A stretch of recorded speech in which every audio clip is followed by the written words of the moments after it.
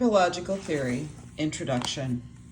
Anthropology is concerned with understanding people. Typically, anthropologists study the behavior, beliefs, and lifestyles of people in other cultures. Some examine current cultures, others study the remains of past societies to recreate the lives of people who disappeared long ago. Still others study primates to see what our closest relatives can tell us about being human. What unites this diverse work is a common ground in some fundamental theoretical ideas concerning biological evolution and social behavior. We teach both undergraduate and graduate courses in anthropological theory at Texas State University. Each fall, as the semester begins, we face the same issues. Some students want to know why, if they are studying X, fill in the blank. The theory course is required, and others worry about reading original works by authors and delving into a subject that seems esoteric, because both matters are important. We begin this book by telling you why we think theory is essential in anthropology and why it is valuable to read original works rather than pre-digested theoretical summaries. Why study theory? Theory is critical because although anthropologists collect data through fieldwork, data in and of themselves are meaningless. Whether stated explicitly or assumed, theories are the tools of anthropologists used to decide what are and what are not data. They are used to give meaning to data. Anthropologists' understanding of the events they record or the artifacts they excavate in the field is derived from the theoretical perspective. It is only through the application of theoretical perspective that one can interpret designs carved into rock 10,000 years ago. A cache of silver coins buried with a victim of the plague in the 14th century London, or a wink as distinguished from a twitch. Theories are tools anthropologists use to sort the significant from the meaningless. One's choice of theory largely determines the data to be collected in the first place. A structuralist interested in the unconscious meaning of mythology probably will not spend too much time studying subsistence patterns, and economic anthropologists might ignore ritual and religion. Without theory, one cannot do anthropology of any sort.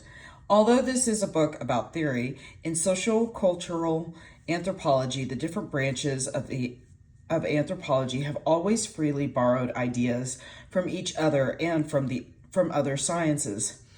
In the 19th century, Herbert Spencer, a sociologist, and Charles Darwin, a naturalist, greatly influenced each other's works. Sigmund Freud was well versed in 19th century evolutionary theories, and his work is imbued with ideas taken from anthropology. Anthropology, in turn, has been greatly influenced by his theories. Sociobiologists study human behavior in terms of evolutionary biology and cultural adaptations. Interpretive anthropologists and postmodernists rely on tools developed in the study of literature in the course of their research. Anthropologists today delve into biology, geology, psychology, history, literature, physics, chemistry, medicine, and other subjects. Modern anthropology is built on the work of earlier generations of researchers. Indeed, anthropologists today ask many of the same questions that occupied scholars in the 19th and early 20th centuries. 19th century theories continue to resonate in popular culture. Have you ever heard the phrase survival of the fittest, for example? It was used by Herbert Spencer in 1864 book Principles of Biology. Do you think that technology is a measure of society's development? Then you will be comfortable reading Lewis Henry Morgan's Ancient Society, first published in 1877. To fully comprehend anthropological writing, you must appreciate the history of the ideas that inform it. These are ultimately the principles upon which current work is based. Anthropological theory is also important because it helps us think about who and what we are as human beings. It does by asking us to consider the ways in which we view and understand each other. At its most basic level, anthropology asks how we are to understand other people in the world, those who look different from us and have different languages and customs. What anthropologists have come to call different cultures. Are such people inferior to us, superior to us, or just different? Are their cultures unchanging, following their own paths of evolution, or bound to ours in a grand evolutionary scheme? How should we behave toward such people? Studying other cultures has led anthropologists to think deeply and critically about their own cultures. The process of understanding others led to questions concerning how we are to understand ourselves. For well over a century, anthropologists have offered insights and critiques into their own cultures. In the past half century, they have particularly focused on thinking about the histories, meanings, and pathways of power of these cultures. At a second level, anthropology forces us to consider if we, as human beings, are fundamentally part of the natural world. If so, perhaps we can be studied by scientific methods and principles used by biologists, physicists, and other scholars in the traditional physical sciences. Alternatively, are human beings sufficiently different from the rest of the world that studying them with these methods will produce only trivial and confusing results? If that is true, the skills needed might be creative insight, imaginative interpretation, and empathy, analytic tools traditionally associated with the arts of humanity. A final level of discourse deals with the otherness of culture itself. By directing us to the comparison of cultures, anthropology ultimately points toward the study of human nature. If we could strip away the culture clothing of all peoples, we would be left with some set of basic principles or underlying essence. Would this be equivalent to finding human nature before us in the buff? If so, how are we understanding human culture? Is that which permits the fully and satisfying expression of human nature, or that which prevents human nature from destroying human society? At some level, all theory in anthropology, whether written in the 18th, 19th, 20th, or 21st centuries, addresses these essential questions about culture. Sometimes individual theorists take extreme postures and for a time quiet the voices of those who hold alternative positions. However, no definitive conclusion has ever been reached on any of these issues. Perhaps these questions are ultimately answerable by their very nature, but the fact that no authoritative conclusion has been reached does not lessen the importance of debate, for how we answer these questions has practical applications in our world. The answers determine our understanding of ourselves and our behavior towards others. In a world of instantaneous communication and virtually unlimited capacity for violence, ethnic strife, war, and terrorism, surely these are among the most important questions that face us. Why read original works? We believe it is important to read original works for several reasons. First, commentary on theory cannot replace the original work because commenters unavoidably and frequently intentionally place their own interpretations on the material. For instance, Robert Lowey's 1937 History of Ethnological Theory and Marvin Harris's 1968 The Rise of Anthropological Theory are both comprehensive summaries of anthropological theory, but they provide strikingly different perspectives on the field. Each is an ideological document supporting a particular interpretation of the history and proper goals of anthropology. Second part of the importance of classic works in theory, in their subtlety and complexity, the creation of theory is part of an ongoing dialogue with earlier thinkers, and their writings are a portion of that dialogue.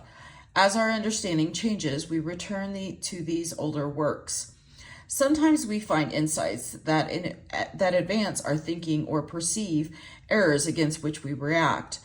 Through this process, new theory is generated when works are summarized or when we read only analysis. The theoretical dialogue is flattened, simplified, and ultimately impoverished. In this volume, we provide what we believe is useful commentary on the essays we present. But reading such analysis cannot replace careful reading of the original text. As new insights are made, many of our notes may become outdated. The essays themselves have a much larger shelf life. Finally, a first-hand reading of the original sources helps one avoid inaccuracies. In preparing this text, we have run across numerous cases in which the popularly accepted information passed to us by our professors or found in textbooks was incorrect. Some of our folks' wisdom of anthropology consists of half-truths or is frankly inaccurate. We bring this up not to point fingers or assign blame but to suggest that reading original sources can serve as a partial corrective for this problem. Using this textbook, this book is designed to help you understand critical concepts in cultural anthropology through the work of ethnographers and social scientists over the last 150 years, and to help you formulate your theoretical position in the field today. It is a historical overview of some of the principal developments in culture theory since the 1850s.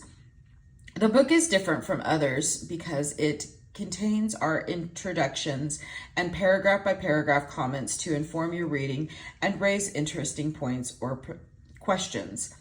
Theory texts are problematic because their contents can tend to become accepted doctrine.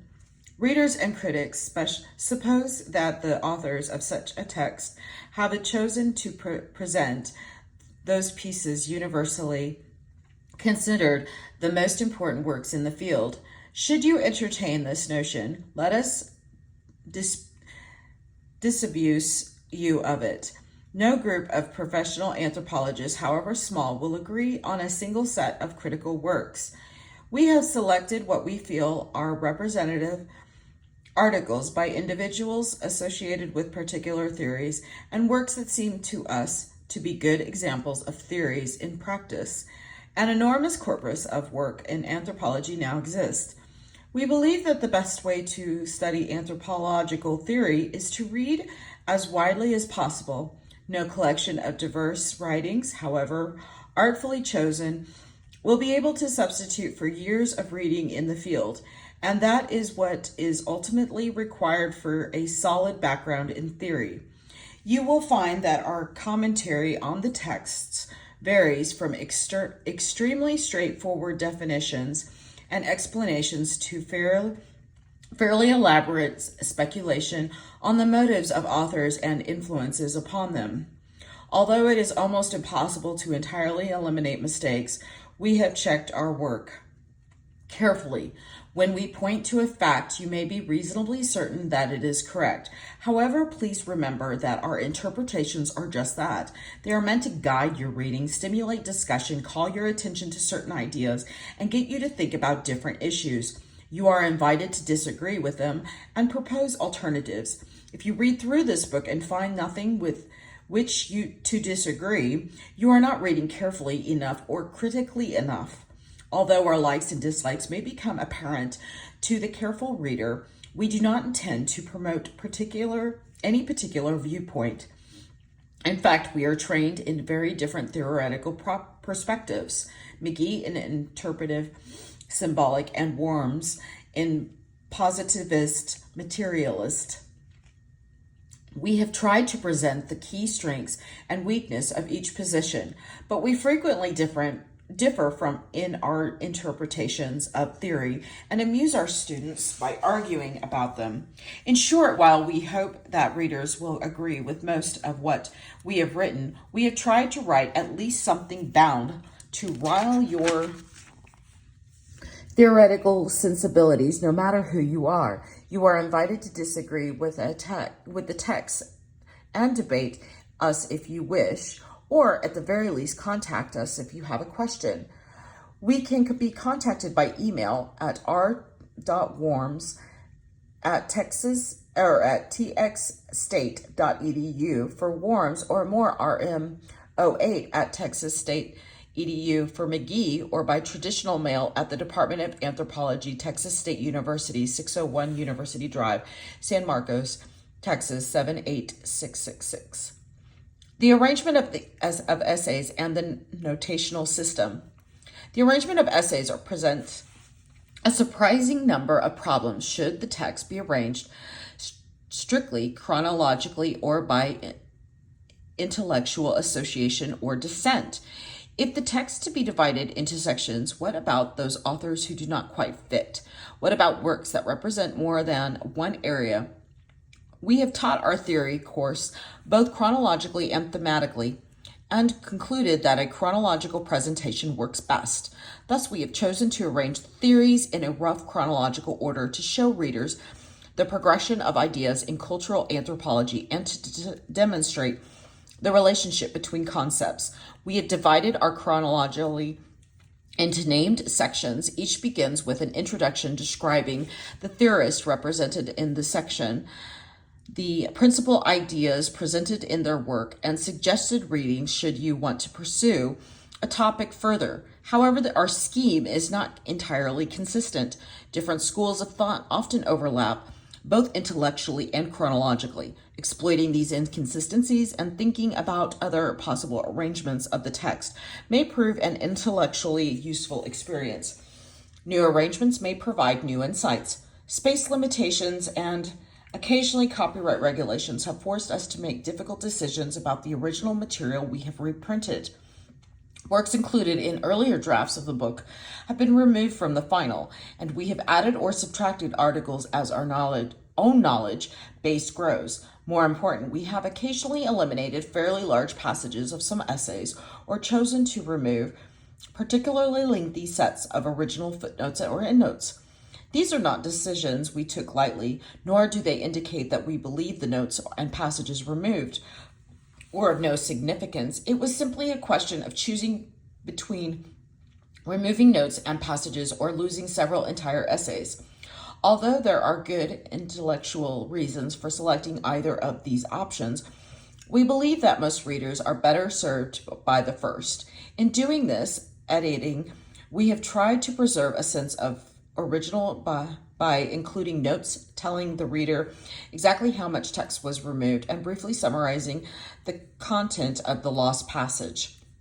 We also note how many footnotes appeared in those passages, which allows readers to see the subjects about which the authors wrote notes and those they did not, and gives a feel for the frequency and pacing of notes. Each essay in the volume is accompanied by our notes, which appear as footnotes and are numbered with Arabic numerals. Footnotes or endnotes created by the original authors are indicated by lowercase letters and appear as endnotes to the essays, where authors have provided references in their work. Those references appear at the end of their essays, our own references, along with an index that at the end of the volume. This is the end of the introduction. Thank you.